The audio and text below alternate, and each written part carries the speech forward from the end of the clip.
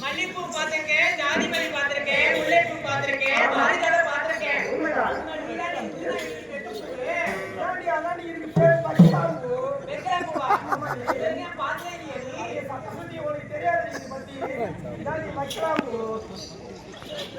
சரி, அது இருக்கட்டும். நம்ம அரசாங்க சென்று அனைவரும் நாட்டிய மாறி படிப்பது வழக்கம் அல்லவா? இன்று உடனே அரசாங்க செல்வோம். பொறுப்பு